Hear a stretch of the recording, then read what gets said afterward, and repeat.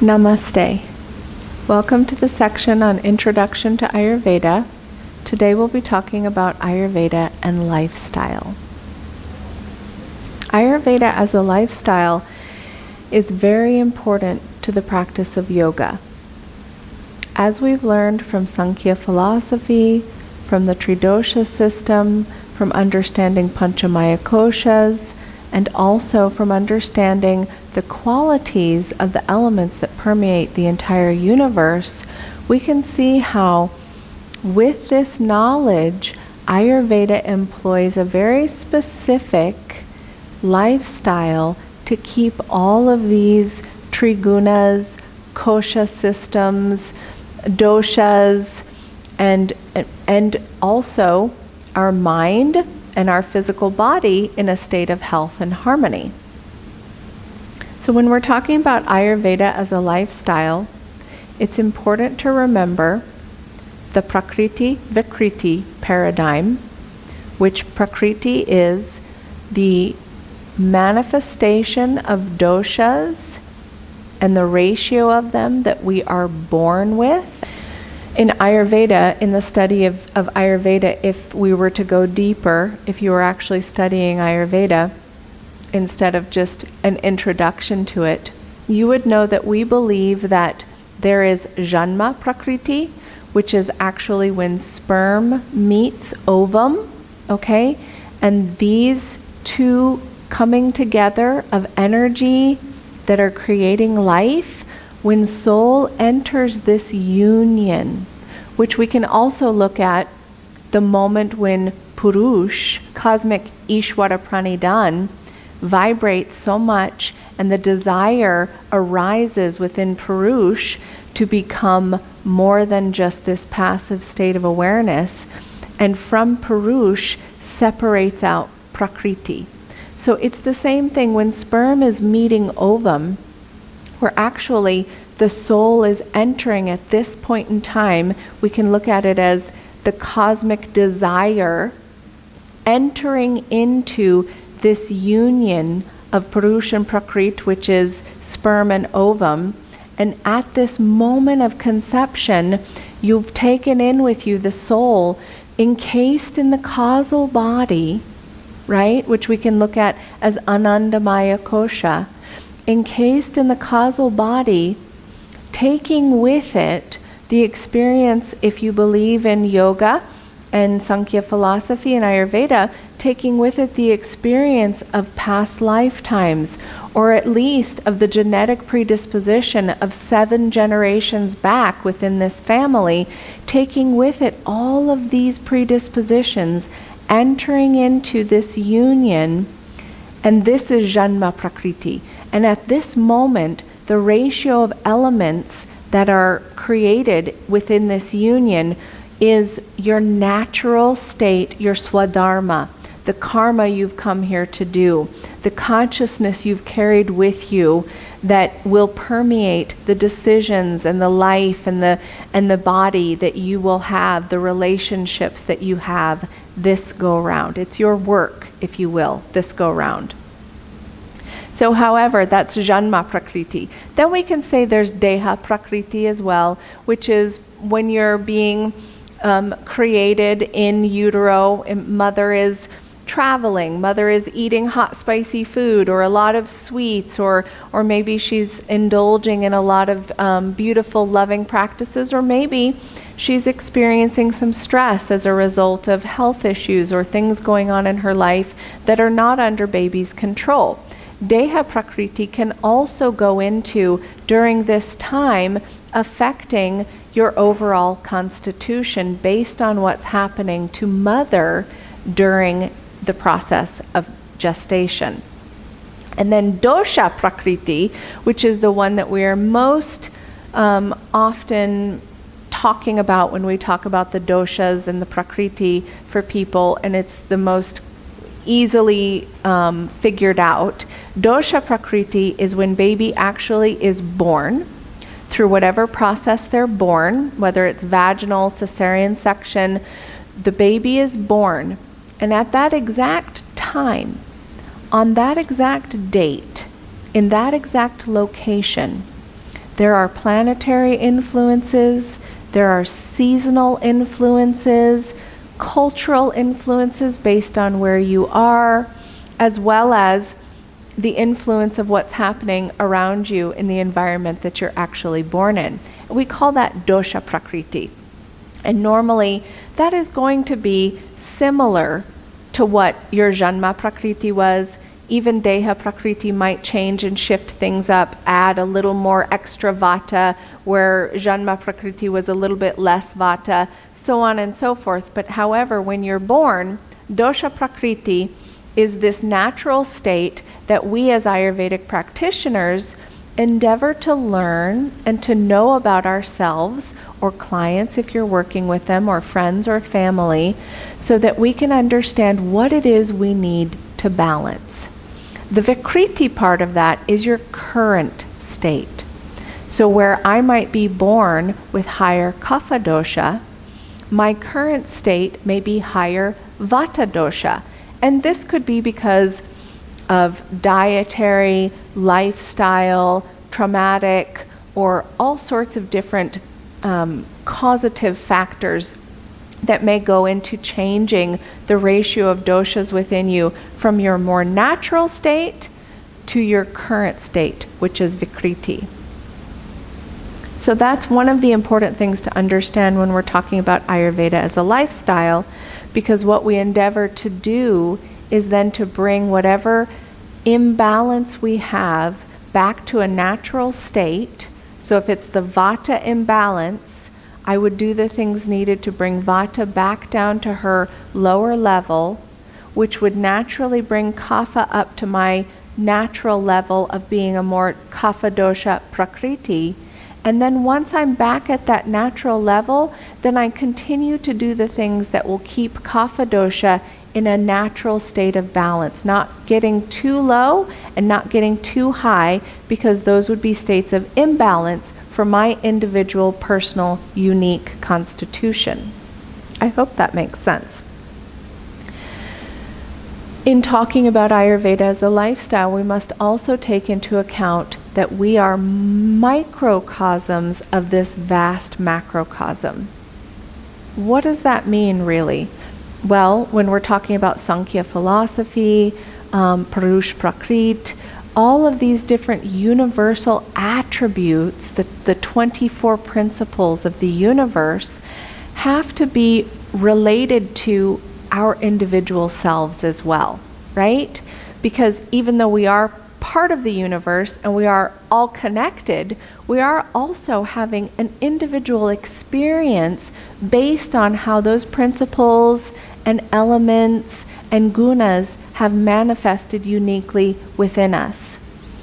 So because we are microcosms of this vast macrocosm, we are influenced by the universe, right? We are influenced by the planets. We are influenced by the sun and the moon. We are influenced by our geographical location and the seasonal temperament that that geographical location may have.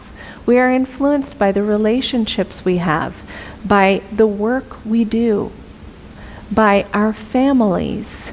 The list goes on, okay? So because we are part of this macrocosm, we are always endeavoring to keep this tiny microcosm, which is our individual embodied self, in as much harmony with the external macrocosm, environment, relationships that we may have. And we do this very specifically by living a life of discipline in yoga, right? Understanding the elements and endeavoring to follow the principle of like increasing like and the opposite balancing. This is very important for Ayurveda as a lifestyle, because once we understand what our dosha is and how our doshas, the elements within us, are influenced by the environment around us and the entire universe in truth, then we recognize that we must use our intuition, our wisdom, and our discernment always on a moment-to-moment basis to keep these elements in balance within us. How do we do this? We can do this through proper food. We can do this through proper daily lifestyle and exercise, sleep, right use of energy, which are the three pillars of Ayurveda: ahar, nidra, and brahmachari, which are diet, sleep, and right use of energy. Okay, brahmacharya can also be translated to mean celibacy. But in Ayurveda and in modern times, we recognize that what celibacy really means is not just abstaining from the act of sexuality, but abstaining from those things that might create imbalance within you, right? It could be abstaining from staying up too late, because that would affect the quality and the quantity of the sleep that we need for the body system. It could be abstaining from foods that we know don't do well for us, either because they will increase doshas within us that we don't want to increase, or because they will create situations of impaired Agni, which is our digestive fire. So when we're talking about Ayurveda as a lifestyle, recognizing our Prakriti, recognizing that our Vikriti, our current state, might be different from our natural state, recognizing that we are influenced by the macrocosm outside of us, which includes everything from planetary to seasonal to relational influences and more, especially food, then we can know that following the principle of like increases and the opposite decreases, that we do the things to keep us in a state of balance. Okay? So when we're talking about the trigunas, the gunas, and the principle of like increases like, it's important to understand the 20 opposing qualities. It's important to understand the three great gunas, the trigunas of sattva, raja, and tamas. And it's important to understand these things so that when we are making decisions about what time we go to bed, what foods we eat, what type of work we do, what type of hobbies and external enjoyments we allow ourselves to be part of, we understand that those all have qualities of both the trigunas, the sattva, raja, and tamas, and also of the 20 opposing qualities that we spoke of in earlier videos. When we understand that everything we do in the entire universe is pervaded by these qualities, we can endeavor to choose the things that will be more balancing for our personal, unique microcosms or doshas or prakriti. So we would be practicing ahar, vihar, dinacharya, and ritucharya to keep these things within balance within us.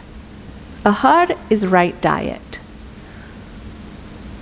As yogis and people attempting to or desiring to practice Ayurveda as a lifestyle, we would choose foods with qualities that balance our specific, unique prakriti or doshas. So again, we're looking at the qualities of the food. We're looking at the qualities of ourself, of our own elemental nature, and we're eating the foods that are not increasing doshas that are already higher within us, but are actually bringing them into a state of passivity or balance, harmony within our bodies. So for instance, in Ayurveda, we have a system of shad rasas, which are the 6 tastes. The 6 tastes are sweet, sour, salty, pungent, bitter, and astringent. The sweet taste is comprised of the element earth and water. So we can see already those are the same elements that kapha dosha is comprised of, and will carry the same qualities that kapha dosha carries. So when we're practicing Ayurveda as a lifestyle, and let's say somebody is already a kapha dosha naturally, or even if it's their vikruti, it could be either that it's their prakriti or the vikruti. Either way, if we're higher in kapha dosha, we wouldn't continue to eat sweet foods that will continue to increase that dosha within us. We would eat foods that would bring that dosha to a state of more balance or harmony, or at least keep her exactly where she's comfortable being, which is not too high or too low. So although we do believe that we should have all 6 tastes in a natural, well-rounded diet, a kapha dosha may rely on less sweet taste than, say, a vata or a pitta. We'll discuss the shadrasas and the gunas of taste in other videos in more detail, but it's important to understand that Ayurveda as a lifestyle looks at diet as a way of balancing the doshas. We look at vihar, which is our overall lifestyle, which includes things like dinucharya, a morning routine, and also ritracharya, which is an evening routine, to balance the doshas and to create harmony within our own bodies. So we'll talk more in detail about dinucharya in a later video. However, it's important to understand that for the doshas, based on the cycle of the day, the doshas are stronger during certain times. And if we know, going back to our example of somebody who is higher kapha dosha, if we know that kapha dosha is higher during certain times of the day, right, which would be 6 to 10 a.m. in the morning and 6 to 10 a.m. or 6 to 10 p.m. in the evening, then we would do the things during those times that would be more balancing to kapha dosha. Because if we don't, we may be increasing kapha dosha within inside of us just through doing certain activities that are increasing kapha during that time. Does that make sense? So for instance, in Ayurveda we say it's very important and good for kapha doshas to wake up before 6 a.m. Why is this? It's because kapha dosha has a more dull, heavy, lethargic, sometimes tamasic quality to her. And if she sleeps into kapha time, which starts at 6 a.m., we're increasing, because sleep is, let's just say, a heavy, dull, lethargic activity. It's not a very active activity. If we're sleeping into that time, we're increasing that kapha within us. So for somebody who is already a kapha dosha or higher kapha prakriti, we don't want to increase that anymore. So Ayurveda as a lifestyle would also look at the times of day, which we will go more into detail in the dinucharya part of the video lectures. Then we would also look at ritucharya. Ritucharya is the junction and the practice of following an Ayurvedic lifestyle based on the seasons. Okay? So depending upon where you live, what part of the world you're in, what your dosha is, what your vikriti is, these are things that we would take into account, and we would then base our diet, lifestyle, sleep, activities. Also, we can take into account seasons. We would base all of that on what's happening environmentally around us. So let's go back to our kapha example. Let's say somebody is naturally higher kapha dosha or kapha prakriti or vikriti. Let's say it is winter wherever you are. Anywhere in the world, it's your winter time. Winter time is considered to be a more kapha time. And you can see why. Winter is a time of hibernation. It's very cold.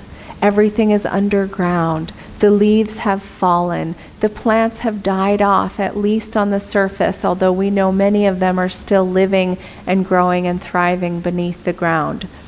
That snow is heavy and wet, and it is creating dense, hard, immobile qualities on the earth, in the air, and then within our bodies. So kapha will naturally increase during this time within our own bodies because we are permeable to the environment. So during this time, it's even more important for a kapha dosha to be doing the things that would bring her more balance, eating more spicy foods, because pungent carries with it the qualities of air and fire, which are the exact opposite qualities of water and earth, which are kapha. So those opposite qualities in the food are going to help keep that kapha in balance. We don't want her to increase out of balance. Does that make sense? So we're doing things like eating more pungent foods, warm everything, right? Warm asana practice, warm pranayama practice, warm foods, warm activities, Surya Namaskars, right? More chanting, more mantra at this time, because those are very heating to tejas. And tejas is that fire, that subtle fire within us that increases our comprehension, our metabolism, our assimilation, and also the fire within us at a cellular level. So this is kapha. Now kapha in summer can be a little bit different, because summer is of course more of a pitta season, right? Because it is hot, it is drier, it is lighter outside. The sun is at a more light frequency during this time, during the summer. So this is considered to be a more pitta time. So going to our example of kapha during the summer is naturally going to be a little bit more balanced just by the external environment. And through that natural balancing, she may be able to get away with a little more sweet, a little more slow, a little more quiet asana, shitali pranayama, things like that would naturally increase her. She may be able to do a little bit more of those things than she would be able to do during, let's say, winter, or spring is another very kapha season. Those are things that she can add into her summer ritucharya, which is her summer seasonal routine. So again, when we're talking about Ayurveda as a lifestyle, we're taking into account the seasons as they affect the doshas, the times of day as they affect the doshas, the qualities of the food and the activities that we do as they affect the doshas, because we are these microcosms of the vast macrocosm. So I've talked about the 3 pillars. I guess it's important for you to know that seasonally, the way we would categorize the seasons are Vata rules fall or autumn, right? During fall and autumn, this is a very usually windy, dry, colder, and that wind is more mobile, more subtle. We can say in some temperate climates that it's more clear during this time too. The oxygen is clearer, and you might feel even a little bit invigorated during Vata season. Winter is Kapha season. Spring is also Kapha season with a little bit of Pitta, right? So we can say early spring is Kapha, and later spring as we move towards summer tends to become a little bit more Pitta. But spring is Kapha season because we're seeing at this time the snow melting. So we're still seeing that heavy, dense, liquid quality of Kapha dosha. It's making the ground wet, right? It's making the ground muddy and mucky and all of these things. But we're also starting to see the energy of those dormant seeds begin to grow and begin to move and to begin to flower and germinate. So it's also a time with all of that pollen that can affect the Kapha dosha that may have built up in our systems. So spring is still considered a very Kapha time. And then as we move into late spring and summer, we're moving into Pitta time with all the heat and fire and the sun's energy being so bright and magnified during this time. So that's how the seasons relate to the doshas. I'll go into the time of days very quickly for your reference. The time of day of Kapha is 6 to 10 in the morning. Then we go from 10 to 2 is Pitta time. Then we go from 2 to 6 is Vata time. And then that goes back around again, where again 6 to 10 in the evening is Kapha. 10 to 2 in the evening and morning is Pitta. And then 2 to 6 in the morning is Vata. So it just goes in a cycle. And then, of course, the cycle, the biological clock, is also relates to the organ systems and sattva, raja, and tamas, which are also energies that permeate the entire universe, which we are affected by. So I hope this helps you understand how Ayurveda as a lifestyle takes into account our natural constitution as it relates to our elemental nature and how the doshas have manifested uniquely within inside of us, and the external environment and how we are constantly being influenced by the seasons, the times of day, the type of foods we eat, as well as if you think about the relationships, the hobbies, the work that we do. If somebody is naturally in, a more sattvic lifestyle job, for instance, a yoga teacher versus someone who may be trading on the stock market, you can see how the gunas of those types of work, right? A more sattvic versus maybe a more rajasic versus maybe somebody who has a purely computer day job where they just sit on the computer all the time. That could be more tamasic. So you can see how even the types of work you do, or the relationships, or your activities that you enjoy doing, if somebody enjoys swimming versus somebody who enjoys rock climbing versus somebody who enjoys riding horses. These are all very different activities that carry with them very different qualities of not only sattva, raja, and tamas, but also of the 20 opposing qualities elementally. And so when we look at Ayurveda as a lifestyle, we really have to take into account self-knowledge, swadhyaya, introspection, understanding of how the elements are playing uniquely within us, as well as the elemental nature of the entire universe, and how, during the waxing and the waning moon, we may feel differently within inside our bodies, both physically and mentally. During the different months of summer, winter, spring, and fall, we may feel differently within inside our bodies and our minds and our hearts.